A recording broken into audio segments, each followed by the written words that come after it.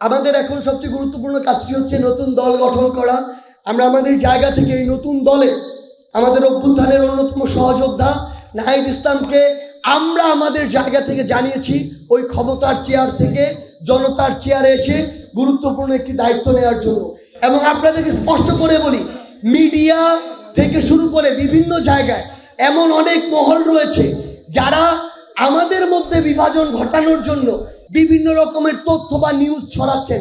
স্পষ্ট করে একটা কথা বলি, আমাদের ভিতরে মত পার্থক্য থাকতে পারে, কিন্তু দলের প্রশ্নে, দেশের প্রশ্নে আমাদের ভিতরে বিন্দু মাত্র বিভেদ হবে না। শুধু ছাত্রদের নিয়ে রাজনৈতিক দল হচ্ছে না, বাংলাদেশে একটি নতুন রাজনৈতিক দল হচ্ছে ফ্যাসিস্ট বিরোধী।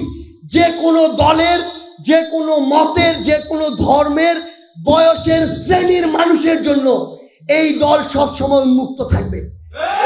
কিন্তু এই দলকে ব্যবহার করে কেউ যদি ক্ষমতার একটা সিটে বসে ক্ষমতার অপব্যবহার করার বিন্দুমাত্র স্বপ্ন দেখে, আমরা তাকে আগেই বলে দিতে চাই, এই দল আপনার জন্য না। এই দল হবে আগামীর বাংলাদেশের জন্য, জনগণের জন্য। এই দল হবে জনগণপন্থী, বাংলাদেশপন্থী। এই দল হবে সেই আগ্রাসন বিরোধী।